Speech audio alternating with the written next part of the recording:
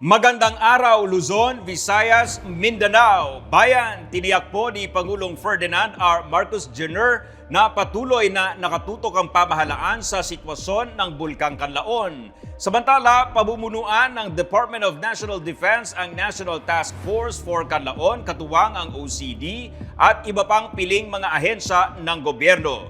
Ang Civil Defense in Action sa report na ito. Sa mga kababayan natin na apektado ng pagputok ng kanlaon, nandito po ang inyong pamahalaan na handang tumulong sa inyo. Seryoso at nakatutok si Pangulong Ferdinand R. Marcos Jr. sa problemang kinakaharap ng mga apektado ng pag-aalboroto ng Bulkang Kanlaon.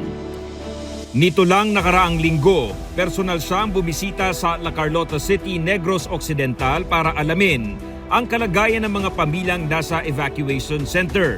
Pinangunahan din ng Pangulo ang pamimigay ng family food packs at financial assistance sa mahigit 300 pamilya at tiniyak sa kanila ang tuloy-tuloy na tulong ng pamahalaan. Asahan na lang po ninyo na itong mga tulong na dinadala ng pamahalaan ay walang tigil po yan hanggat hindi nyo na kami kailangan. Hanggat kailangan nyo kami, nandyan po kami. Sa kanyang pagbisita, inanunsyo ni Pangulong Marcos ang pagbuo ng National Task Force para sa Bulkang Kanlaon. Itinutulak ng Pangulo ang relokasyon ng mga nakatira sa danger zone pati na ang pagtatayo ng permanenteng evacuation centers. So that in case mag-alert level 4, meron tatakbuhan lahat ng tao para kahit na anong gawin ng Kanlaon, they can continue to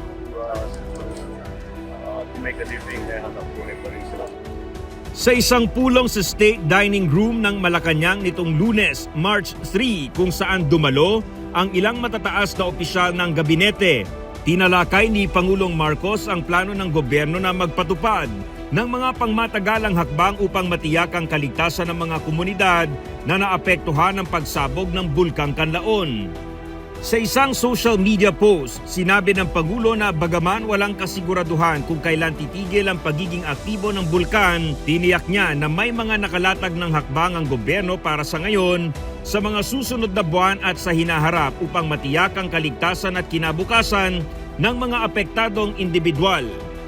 Sabi pa ng Pangulo, hindi kailanman pababayaan ang mga negrense at sinigurong magpapatuloy ang kanilang pamumuhay. Magtatalaga ng ligtas na evacuation site at magtatayo ng permanenteng relokasyon ang administrasyon para sa mga residenteng apektado ng pagputok ng Bulkang Kanlaon sa Negros Island.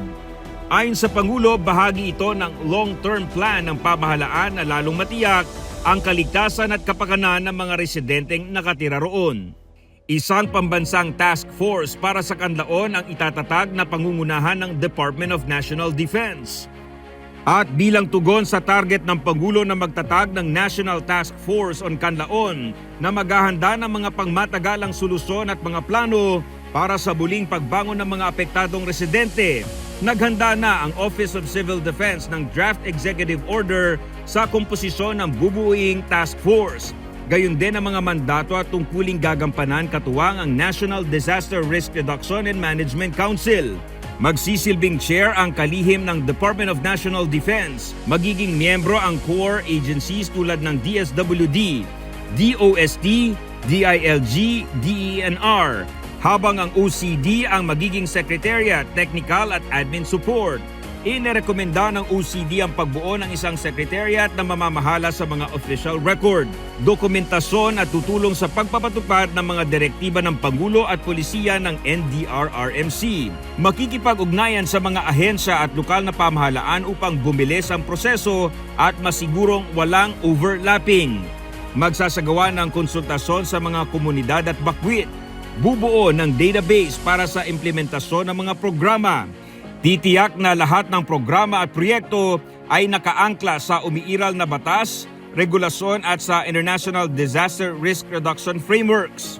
Magbibigay ng legal guidance sa land use, relocation policies at social protection measures at magpapatupad ng iba pang pulisiya mula sa direktiba ng kalihim ng Department of National Defense at Cooperative Development Authority. Hihingin din ang tulong ng mga ahensya ng gobyerno tulad ng DPWH sa pagpapatupad ng mga pulisiya at programa ng NTF on Canlaon Volcano. Samantala, inatasan din ni Pangulong Marcos ang lahat ng mga ahensya na patuloy na suportahan ang mga apektadong lokalidad kung saan binibigyang diin ang kahalagahan ng mahusay na koordinasyon sa pagitan ng national agencies at local government units.